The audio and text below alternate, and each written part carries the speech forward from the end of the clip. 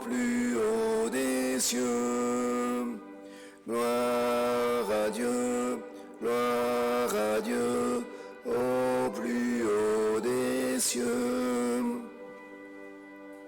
Je vous invite à prendre place.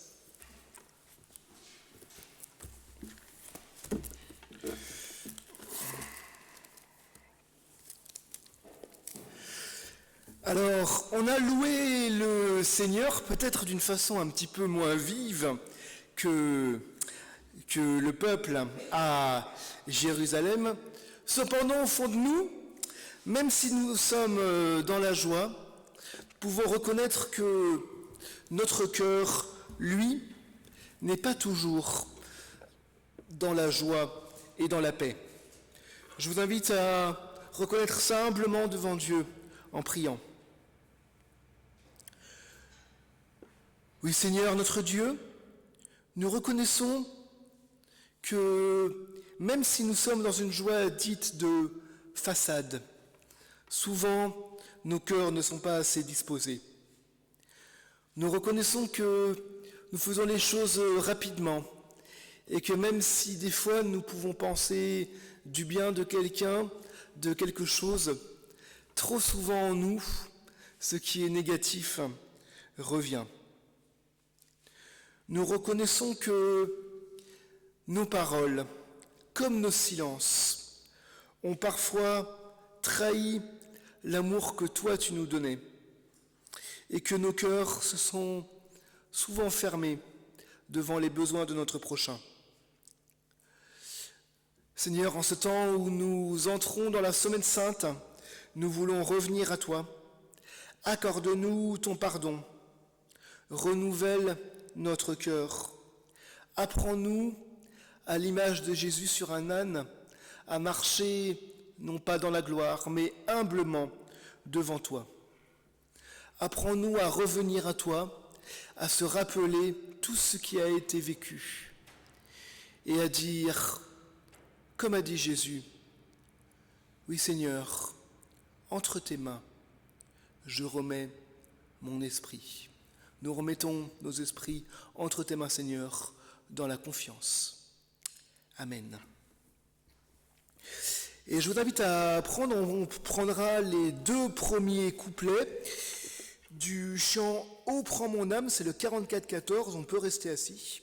Le 44-14, on prendra les deux premiers couplets et on pourra garder le recueil ouvert pour ensuite chanter la suite.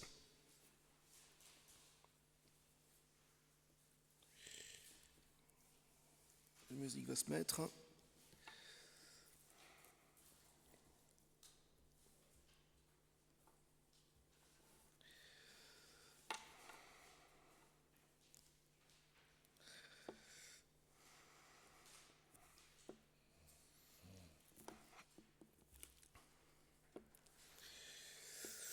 Il y a toujours un peu de publicité.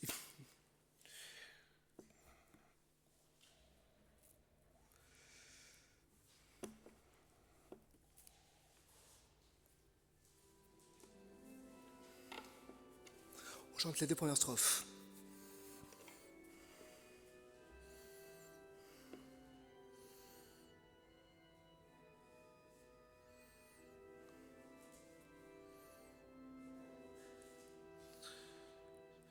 Oh, prends mon âme, prends-la, Seigneur, et que ta flamme brûle en mon cœur, que tout mon être vibre pour toi, sois seul mon maître, ô divin roi, source de vie, de paix, d'amour, vers toi je crie, la nuit, le jour, entends ma plainte, sois mon soutien, calme ma crainte, toi mon seul bien.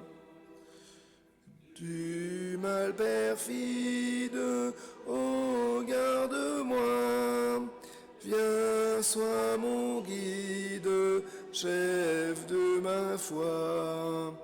Quand la nuit voile tout à mes yeux, sois mon étoile, brille des cieux. Source de vie, de paix, d'amour, vers toi je crie, la nuit, le jour. Entends ma plainte, sois mon soutien, calme ma crainte, toi mon seul bien. Notre Dieu est un Dieu qui pardonne. Jésus lui-même a dit à plusieurs personnes individuellement, il a dit notamment ces paroles de pardon suivantes. Tes péchés sont pardonnés. Va en paix. Je ne te condamne pas. Oui, ces 3 paroles parmi bien d'autres, des paroles qui sont adressées à des personnes qui étaient, on peut dire, dans des moments compliqués, qui étaient accusées par d'autres personnes, qui se sentaient en situation d'être pécheurs devant Dieu. Mais Jésus-Christ leur a accordé le pardon au nom de Dieu. Alors que ces 3 phrases, tes péchés sont pardonnés, va en paix et je ne te condamne pas, que ces 3 paroles de pardon puissent résonner en nous, puissent nous relever, puissent rendre la paix à notre cœur et que ces paroles puissent aussi nous conduire dans une vie nouvelle en route vers le royaume de Dieu. Amen. Et je vous invite à vous lever pour chanter donc la 3e strophe du 44-14 « Ô prends mon âme, voici l'aurore d'un jour nouveau ». On peut se lever pour accueillir le pardon de Dieu.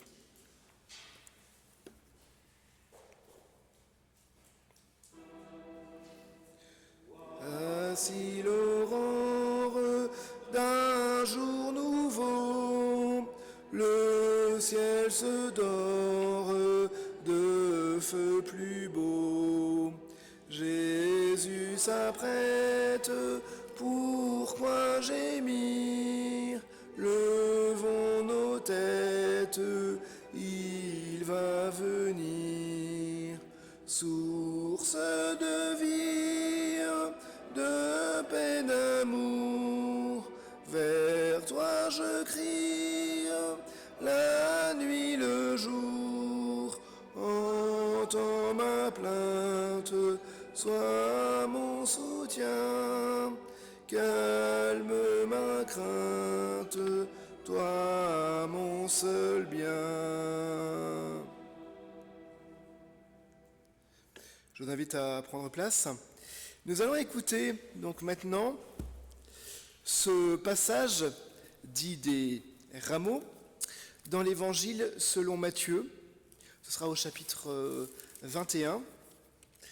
Mais avant d'ouvrir la Bible, je vous invite à la prière pour que ces paroles deviennent paroles de vie. Oui Seigneur, chaque année, nous entendons ce texte des rameaux, la foule qui crie « Hosanna ». Et puis quelques jours après, nous verrons l'arrestation, le dernier repas de Jésus, l'arrestation, la croix, puis la résurrection. Ces textes, nous les avons entendus, lus, médités, transmis, mais renouvelle en nous cette connaissance, renouvelle en nous, avec l'aide de ton esprit, notre intelligence pour que nous puissions recevoir ces paroles dans un cœur, avec un cœur nouveau, avec un esprit nouveau. Car toi, tu as toujours quelque chose de nouveau à nous dire. Amen. Alors, je vais vous lire le texte dans l'Évangile selon Matthieu, donc, qui parle effectivement du texte des rameaux. Donc, ce texte-là ouvre la Semaine Sainte. On va arriver à la Semaine Sainte, où effectivement, donc jeudi, vendredi, il y aura le jeudi saint, puis le vendredi saint, où on se rappellera tout ce que Jésus a vécu. Mais avant, il arrive effectivement à Jérusalem.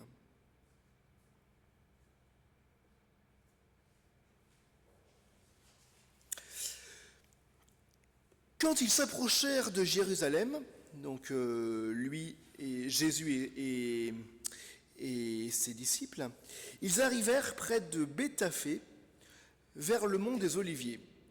Jésus envoya 2 des disciples, il ne dit pas lesquels, en leur disant « Allez au village qui est devant vous. Vous trouverez tout de suite une ânesse attachée et son ânon avec elle. Détachez-les et amenez-les-moi. Si quelqu'un vous demande quelque chose, vous direz « Le Seigneur en a besoin ». Et aussitôt, on les laissera partir. Cela arriva afin que s'accomplissent ces paroles du prophète. Dites à la population de Sion, regarde, ton roi vient à toi, plein de douceur, monté sur une ânesse et sur un ânon, le petit d'une ânesse. Les disciples partirent donc et firent comme Jésus leur avait ordonné. Ils amenèrent l'ânesse et l'ânon, posèrent leurs manteaux sur eux, et Jésus s'assit dessus. Une foule de gens étendirent leurs manteaux sur le chemin, d'autres coupaient des branches aux arbres, des rameaux donc, et les mettaient sur le chemin.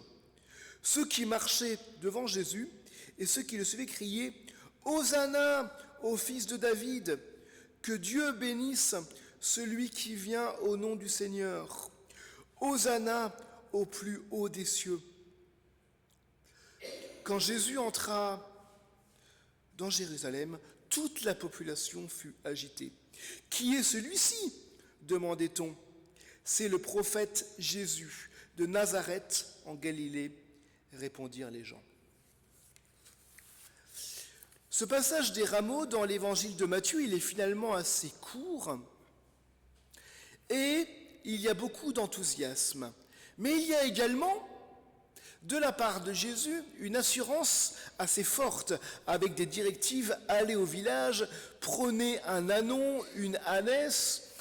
Si on vous demande, dites « le Seigneur en a besoin », ce qui est quand même un peu surprenant, imaginons un petit peu la scène.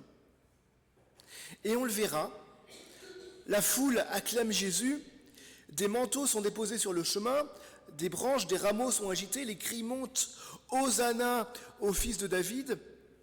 Tout semble annoncer une victoire de Jésus éclatante, et pourtant, rien n'est joué d'avance.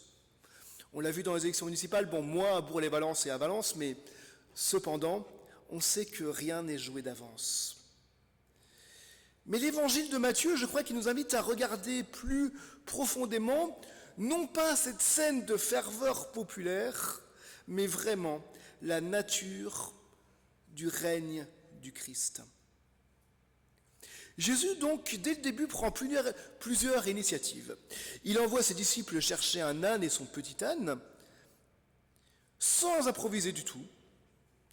Matthieu insiste, l'évangile de Matthieu insiste, cela arriva afin que soit accompli ce qui avait été annoncé par le prophète.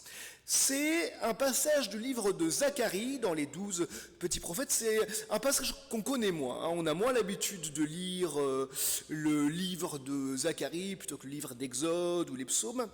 Mais cependant, le livre de Zacharie, il a une particularité, c'est celui dans la Bible où il y a le plus le mot « joie ». Celui dans la Bible où il y a le plus le mot « joie ». Si vous avez un peu de temps, ça se lit en pas beaucoup, prenez le temps de lire le livre de Zacharie. On en ressort édifié dans la foi. Donc Jésus accomplit ce qui se passe dans le livre de Zacharie. Ça, l'évangéliste Matthieu insiste beaucoup là-dessus. Jésus accomplit ce qui se passe dans l'Ancien Testament. Il est le roi promis qui est conforme à la volonté de Dieu. Et quel roi! On le sait bien, le peuple juif attendait un roi de guerre, quelqu'un qui allait venir dans la gloire, et pourtant on le sait bien, né dans une étable, arrivant là sur un petit cheval. Alors on peut dire que c'est que sur un petit âne, s'il arrivait sur un grand cheval, on aurait pu dire que c'est un symbole de puissance, de domination. Mais non, il arrive sur un âne, un signe de paix et de douceur, que le peuple ne comprend pas. Car Jésus ne s'impose pas par la force, il vient dans la gloire mais aussi dans l'humilité. Il ne vient pas écraser ses ennemis, mais il vient partager la condition humaine. Il ne vient pas écraser ses ennemis, mais il vient partager la condition humaine. La foule, pourtant, ne semble pas tenir rigueur que Jésus arrive sur un âne. Il crie et l'acclame disant « Hosanna », c'est-à-dire « Seigneur, sauve-nous ». Et ils appellent Jésus « Fils de David », reconnaissant en lui le Messie attendu. Ce n'est pas la première fois que Jésus est appelé « Fils de David », référence bien sûr au roi David, et parce qu'on sait, vous pourrez relire dans le premier chapitre de l'évangile de Matthieu, où il y a toute la généalogie de Jésus, on voit que Jésus descend également de David. La foule lui dit « Hosanna, sauve-nous !» Ils sont joyeux, ils font don de leur manteau, ce qui était rare à l'époque. Et pourtant, on sait très bien ce qui va se passer. 3 jours après, cette même foule ne criera plus « Hosanna !» mais criera « Crucifie-le ». Pourquoi ce renversement? Parce que une foule, mais un homme, une femme, tout le monde, changeons si facilement d'avis sous peut-être l'avis de quelqu'un, sous l'avis de ce qu'on peut lire sur nos écrans, sur des informations qu'on reçoit maintenant à la minute. Jésus ne correspondait pas à leur attente. Il était venu finalement vite dans cette ville, et après il est entré dans Jérusalem. Et dans l'évangile de Matthieu, ça qui est aussi intéressant, c'est que juste après ce passage de l'entrée à Jérusalem, il va chasser avec une certaine violence les marchands du temple. Et dans un contexte purement historique, on peut signifier que ce geste-là était passible à l'époque d'une condamnation à mort. Le peuple qui a dit « Hosanna, béni soit celui qui vient au nom du Seigneur » et ensuite qui a dit « à mort », nous pose une question. Jésus apparaît comme le roi, mais quel roi voulons-nous? Et je crois que notre foi consiste à recevoir Jésus tel qu'il est et non tel que nous voudrions qu'il soit.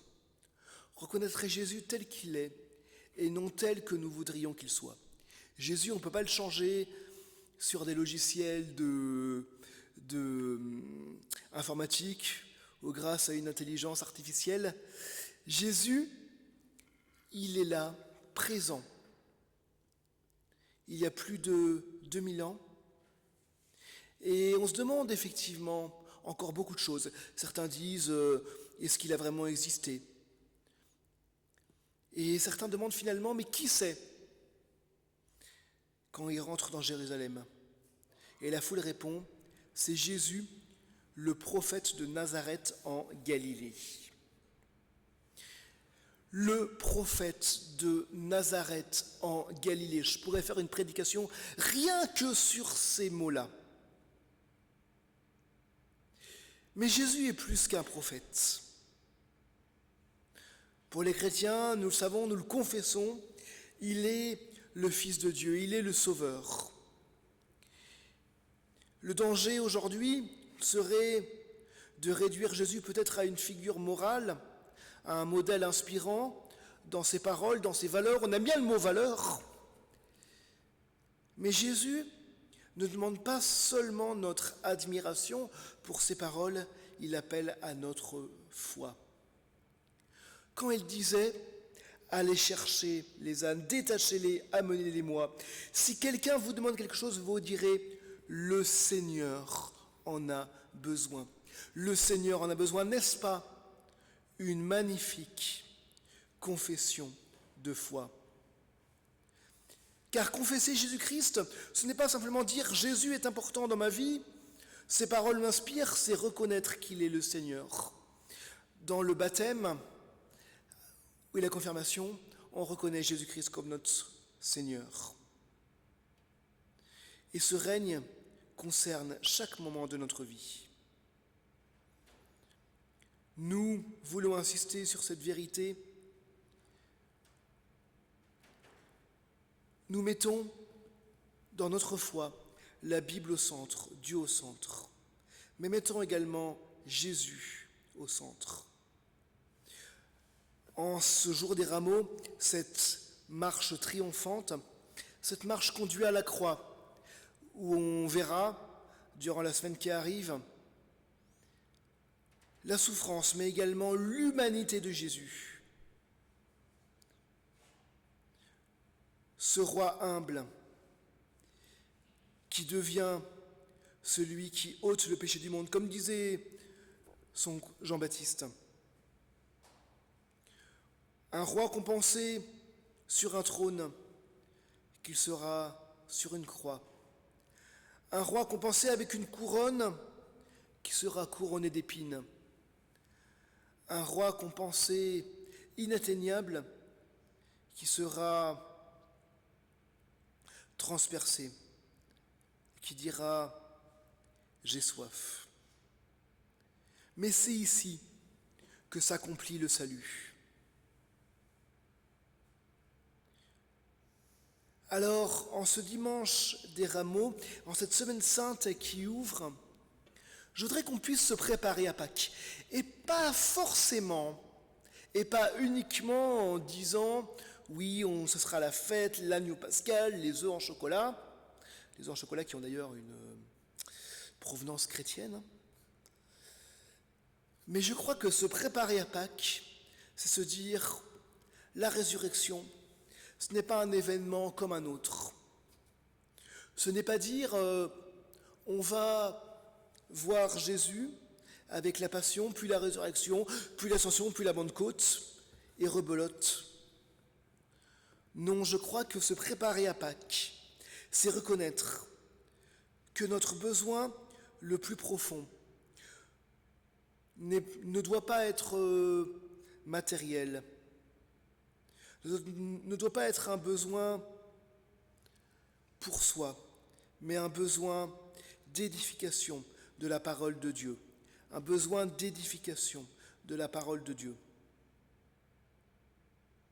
Prenons le temps, en cette semaine sainte qui ouvre, de nous rappeler cette humilité de Jésus, lui qui vient sur un âne, qui est acclamé par la foule, mais qui ne reste pas, finalement, qui a une foi humble, une foi fidèle,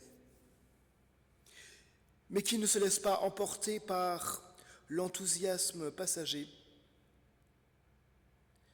car Jésus, avant tout, est celui qui nous dit « Le Seigneur en a besoin », celui qui se soumet totalement à Dieu. Puissions-nous, en cette période de Pâques qui arrive, se soumettre totalement à Dieu. Amen.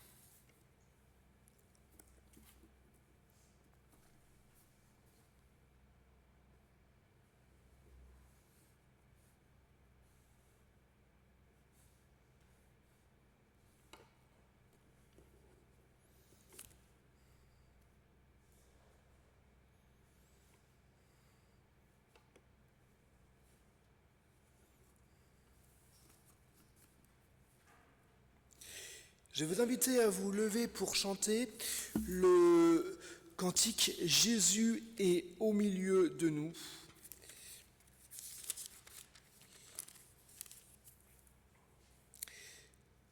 C'est le 45-14, « Jésus est au milieu de nous ».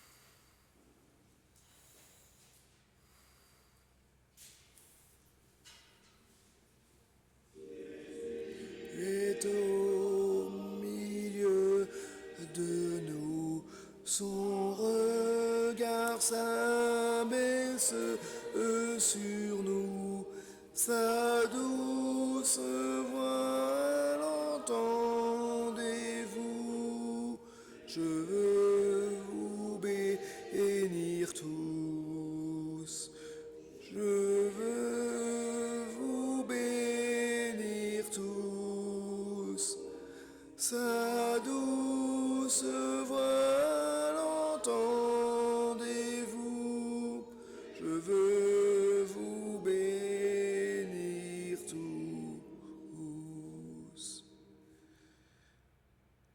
Jésus est au milieu de nous, son regard s'abaisse sur nous, sa douce voix l'entendez-vous, je veux vous sauver tous, je veux vous sauver tous, sa douce voix l'entendez-vous, veut vous sauver tous. Jésus est au milieu de nous, son regard s'abaisse sur nous, sa douce voix l'entendez-vous, oh je vous aime tous, oh je vous aime tous, sa douce voix l'entendez-vous, oh je vous aime tous.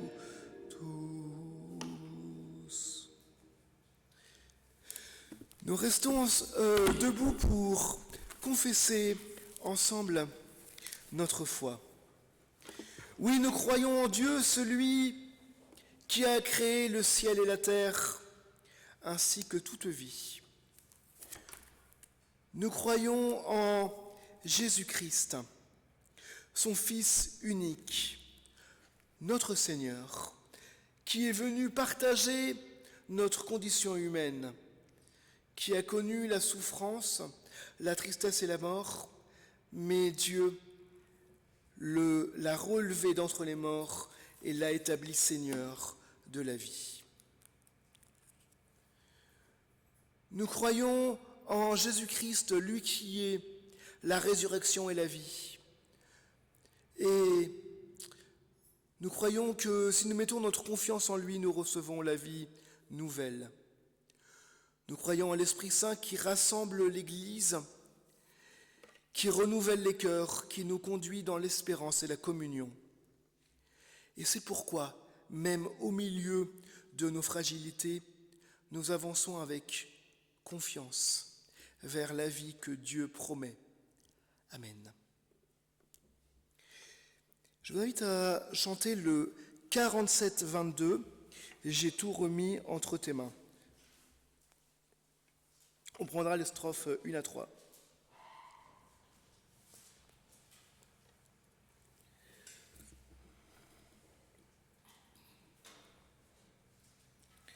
Le chant va arriver.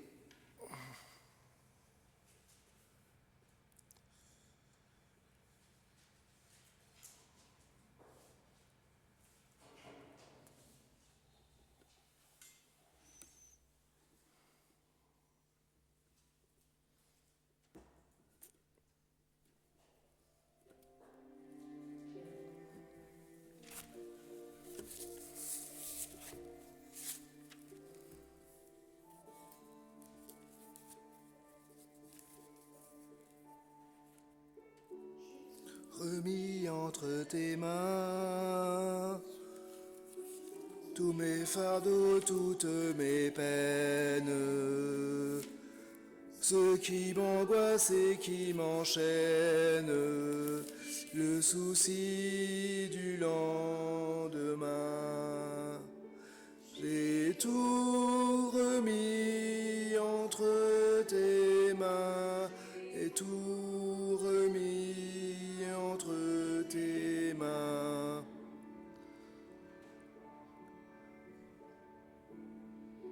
Tout remis entre tes mains, ressentiments, haines amères, les luttes et toutes les guerres qui séparent les humains.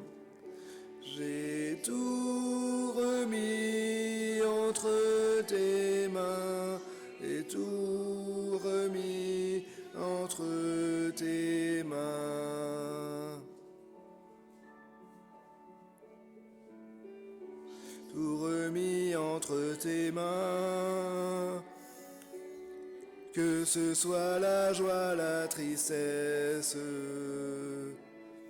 la pauvreté ou la richesse, ombre ou lumière du chemin.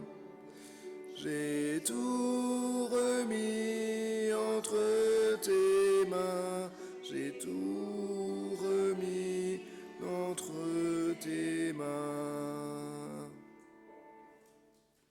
Je vous invite à prendre place. On va passer maintenant à un temps d'annonce et aussi d'offrande. Je ne sais pas s'il y a une offrande.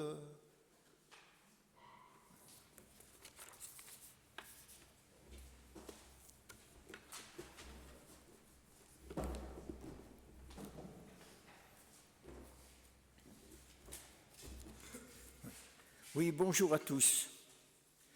Bon, d'abord, nous remercions Simon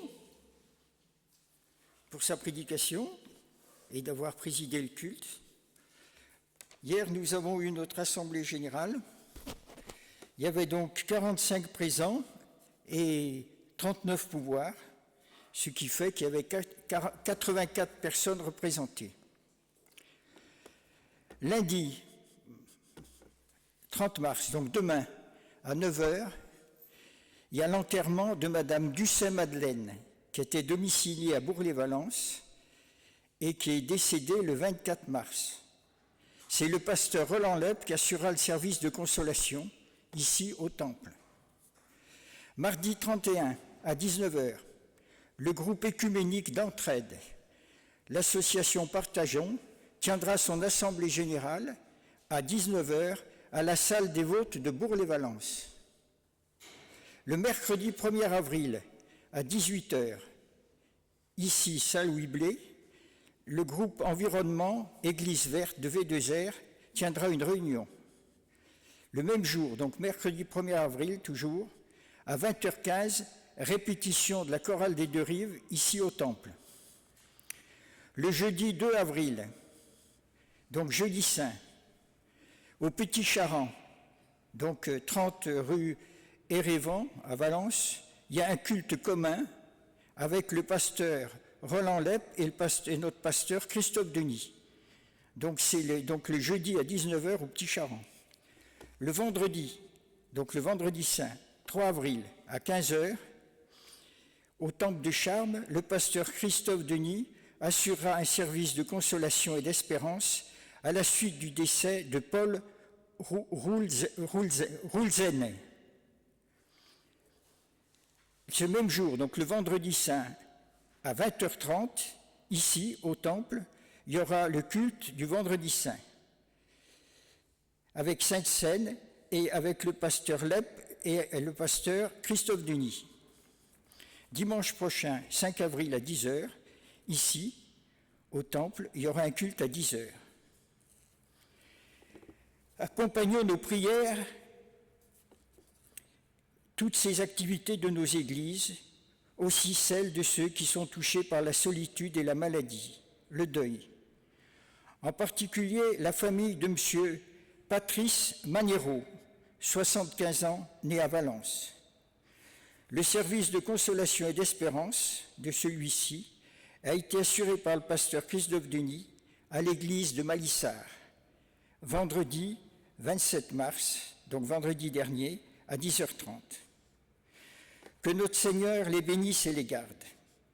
Un soutien à l'association Œcuménique Partageons, pensons aussi aux plus démunis en garnissant le panier solidaire et mettre dans la panière au fond du culte. Merci à tous et à chacun. Est-ce qu'il y a d'autres annonces? Merci.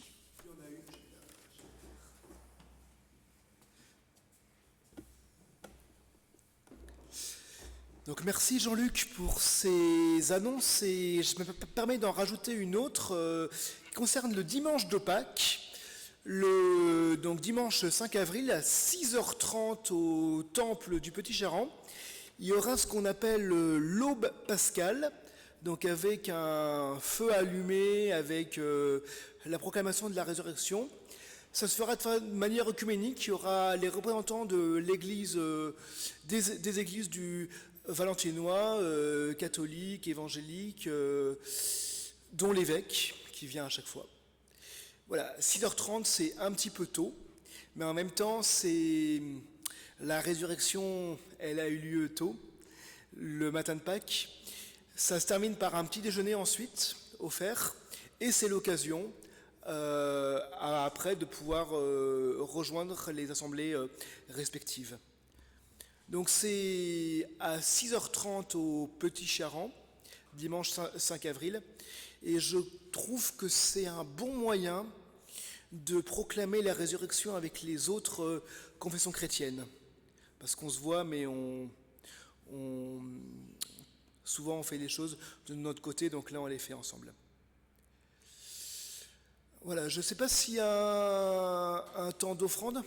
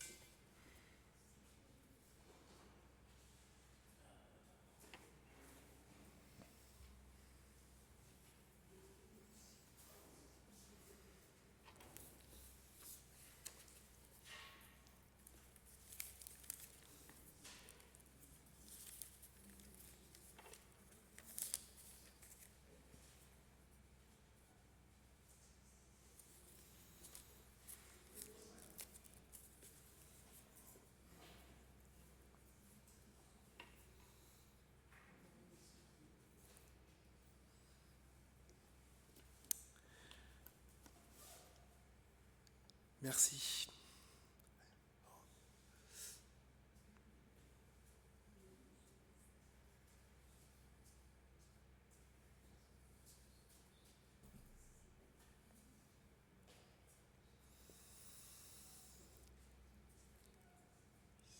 Je vais vous inviter à vous lever pour recevoir l'envoi et la bénédiction.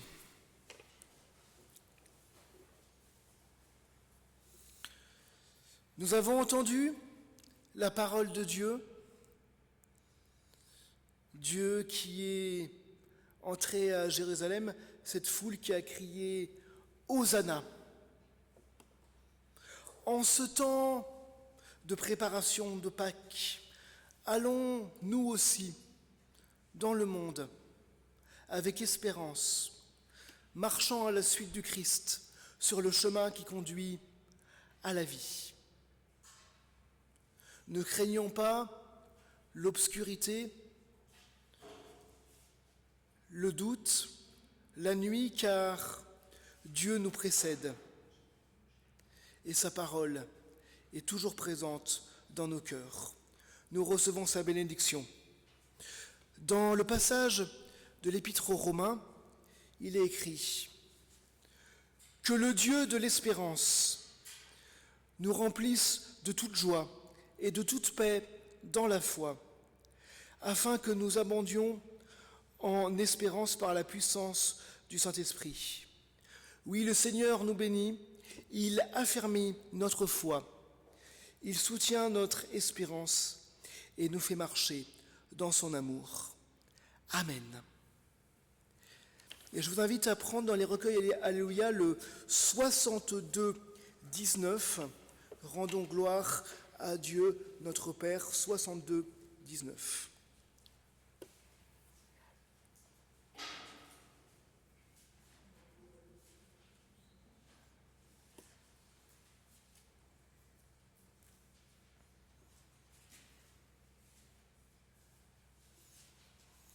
Le 62-19.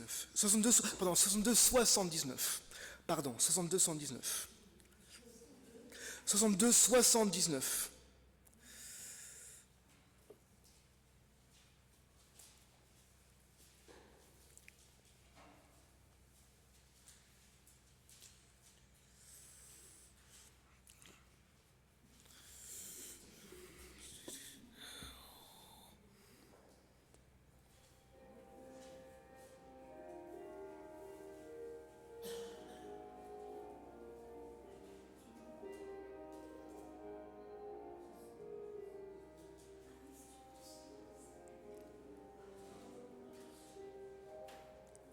Donc gloire à Dieu. Bénissons notre Rédempteur, et que l'Esprit Saint nous libère de la tristesse et de la peur. Que la joie de Dieu nous habite, que la paix de notre Seigneur ici-bas jamais ne nous quitte, mais qu'elle éclaire notre cœur. On reprend le 1. Donc gloire à Dieu notre Père, bénissons notre Rédempteur, et que l'Esprit Saint nous libère de la tristesse et de la peur.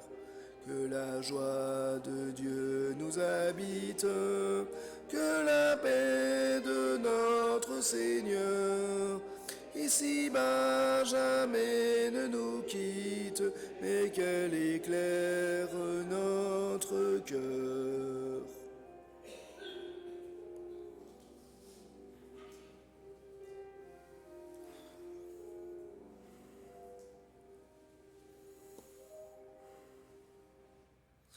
Voilà. Bon dimanche à toutes et à tous et bon chemin vers Pâques.